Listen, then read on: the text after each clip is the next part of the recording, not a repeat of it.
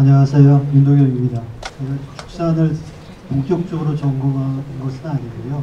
일제시대 사회주의뿐만 아니라 민족주의자들 연구를 했거든요. 하다 일제부터 하다못해까지. 그래서 그것 때문에 부른 것 같습니다. 축산이 어떻게 보면은 민족운동가, 독립운동가로서 자각을 한 게 다양하다시피 3.1운동에 참가하셨기 때문이잖아요. 3.1운동에 참가했는데 뭐 강화 계신 분들 잘 알겠지만 3월 18일 날 강화읍에서 대규모 만세 시위가 일어나는데 그 때문에 사실은 죽선 선생이 간 건 아니고요. 아마 그때도 참가했겠지만 직접 문제가 된 거는 3월 22일 날 그 조부원이란 분하고 고재몽, 오용섭이란 분이 각자 그 3월 18일 날 만세운동 때문에 그 용산에서 헌병들이 와서 막 사람들 잡아가니까 그 잡지 말라고 하면서 그 경찰들한테 일종의 협박 편지를 보냅니다. 그거 하면은 잡으면 뭐 우리가 더 크게 뭐 하겠다는 식으로.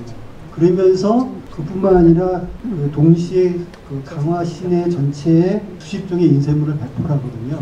이 사건과 관련돼서 전 선생님이 잡히게 됩니다. 그래가지고 5월 4일쯤에 이제 경성지방으로 송금이 됐으니까 아마 그 전까지는 여기 계셨다가 5월달 쯤에부터 서대문 형무소에 계셨다가 9월 30일 날 그 경성지방 법원에서 그 재판을 받았는데 무죄로 석방이 되세요. 이런 걸 따지면은 무죄가 된 이유는 뭐냐면 구체적인 증거가 없다는 것이거든요. 왜냐면 조보감 지석은 협박 편지를 쓰지 않았고 인쇄물 배포만 했기 때문에. 그래서 6개월 정도 샀어요. 기존의 연구들에서 보면은 1년 동안 했다고 그러는데 그건 아니고요. 실질적으로 이제 6개월 정도 옷걸이 사시는데 아마 이때부터 민족의식을 갖게 된 것 같아요. 6개월 동안 옷걸이 사시고 3.1운동 과정에서. 그러면서 이제 일본에 가시거든요. 7월 달에 20년 7월에 이제 일본으로 가시는데 여기서 이제 만나는 사람들, 사람이 유학 갔을 때 낯설잖아요.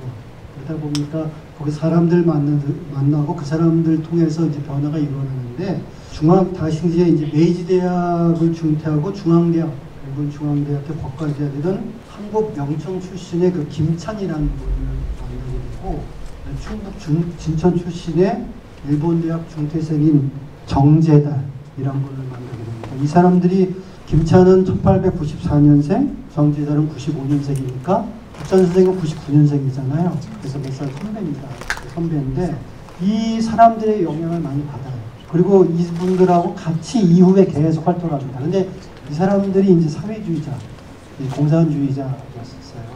그래서 그때부터 이제 공산주의자의 길로 가게 됩니다. 근데 이 사람들도 다 3.1운동이나 이런 걸 참가했던 다 독립운동가들이거든요.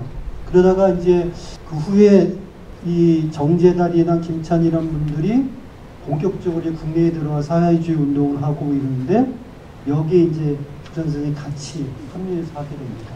그런 과정에서 22년 10월 달쯤에 소련의 베르네우딘스키라는 데로 가게 돼요. 그때 이제 그 해외 공산주의 운동 단체들이 여러 개 있었는데 특히 이제 상해파 고려공산당하고 미르쿠츠파 고려공산당이 있었고 국내에도 사회단체도 있었는데 여기서 이제 통합을 모색하는 회의가 하게 되는데 가서 잘 안 됩니다. 안 되니까 근데 그때 통합하는데 국내에 있는 사회주의 단체의 대표로 이제 주 선생님이 가게 되는 거거든요.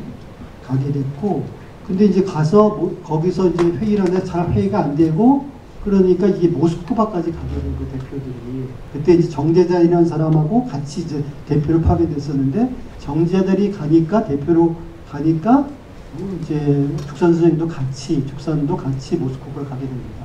그러면서 이때 이제 그 23년도 이게 22년도 12월쯤인데 이때부터 시작해서 23년도 1월부터 6월까지 보통 이제 그 모스크바에 있는 동방노력자 공산대학 이런 데에 다녀서 한 학기 정도 수료를 하게 됩니다. 그러면서 이제 본격적으로 공산주의자가 되게 되죠.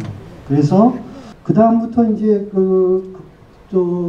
국내에 이제 23년 9월에 귀국하시는데 이때부터는 이제 본격적으로 공산주의 사회주의 운동을 하게 됩니다. 그때 들어와서 때 아까 있던 정재달, 김찬 이란 분들이 다 화협파 공산주의 화협파 쪽 사람들이거든요. 화협파 활동을 하고 그 다음에 이제 잘 알다시피 이제 조선공산당 창당에 참여하고 고려 공성 청년회 창당에 참여해서 중심적 역할을 합니다. 그래서 이때 당시에는 공산주의자들이 이렇게 공산당을 만들면 그걸 인정받기 위해서 모스크바를 가게 되거든요. 모스크바의 대표로 가게 인정받게 되는데 특히 그 당시에는 서울의 그 화요파, 조선공산당이 처음 만들 때 화요파 중심으로 하는 거거든요. 화요파보다 만큼의 세력을 갖고 있는 게 서울파 쪽 사람이랬어요. 그래서 고려 공산동맹이라고 별도의 조직이 있었는데, 하여튼 이것 때문에 그 죽선 선생하고 조동호 선생이 같이 이제 그 승인을 받으러 모스크바를 출발하게 대표로 되는데, 조동호는 가지 못하고 상해에 있었고, 죽산만 이제 가서 승인 요구를 합니다. 그래서 승인을 받고 들어오게 돼요. 그래서 들어올 때 국내로 들어오지 않고, 블라디보스토크 거쳐서, 그 다음에 이제 상해로 가게 됩니다. 근데 그때쯤에 돌아올 때가 25년도 말쯤이거든요. 근데 이때는 이미 1차 공산당이 신주 사건으로 다 검거되고 했기 때문에 국내에 들어올 수가 없었어요. 그래서 26년도에부터 이제 상해나 중국에 있으시면서 거기서 이제 활동을 하게 됩니다. 활동을 하는데 초창기만 해도 그 20년대 전반에도 아마 이 죽산 선생이 되게 열혈 공산주의자였던 것 같아요. 그래서 어떤 일이 있었냐면 26년 그 모스크바 갔을 때 승인 받으러 갔을 때 쪽 사람들하고 얘기하는데 조선공산당의 강령이나 이런 게 뭐냐 그러니까 그 당시 그 죽산 선생은 소비에트식 민중공화국을 해야 된다고 얘기를 했어요. 이게 뭐냐면 러시아식 모델을 받아 산다고 하는 거거든요. 이때만 해도 상당히 원칙주의적인 공산주의자였는데 이게 당시에 코민테르 정책, 소련과 코민테르 정책과 맞지 않습니다. 왜냐하면 코민테르는 민주공화국과 각 민족주의 세력을 연합한 민족 통일전선을 건설하는 방침이거든요.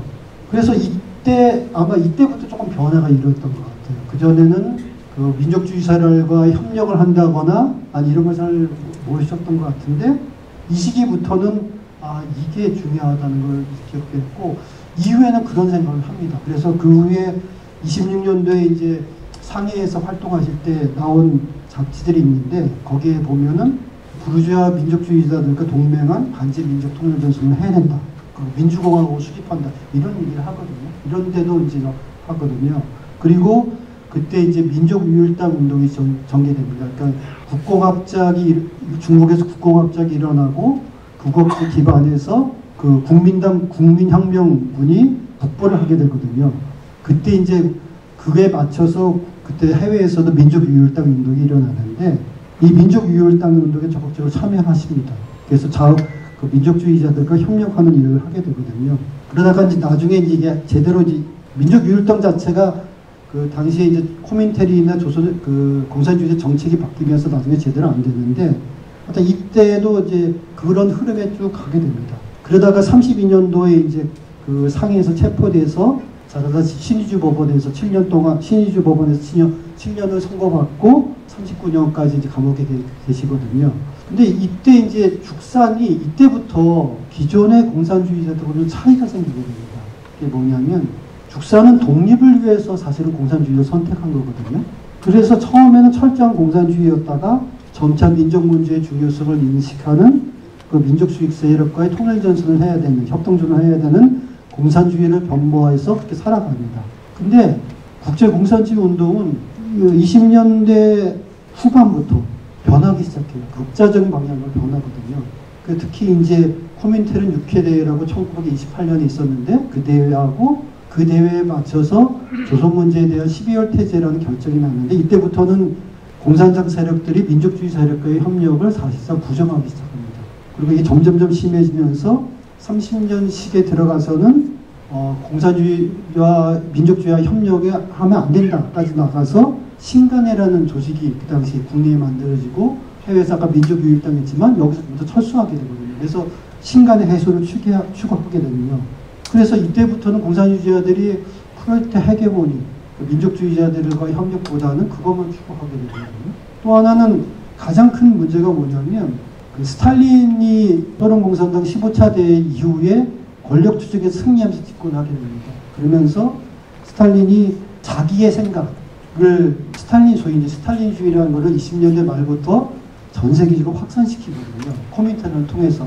근데 여기서 특징적인 게 뭐냐면 소련과 공산당에 대한 철저한 복종, 그 다음에 그리고 정책에 대한 철저한 순종 이런 걸 얘기해요. 그리고 심지어 개인 숭배까지 얘기합니다. 그래서 이때부터 공산주의자들의 가장 큰 과제가 뭐가 되냐면 소련 체제를 옹호하고 스탈린 노선을 옹호하는 게 무엇보다 중요한 게 돼요. 이때부터 이제 공산주의 조국은 소련이라는 얘기가 나오기 시작하는 거죠. 그러면서 반대 세력에 대해서 철저한 숙청이 이루어지거든요.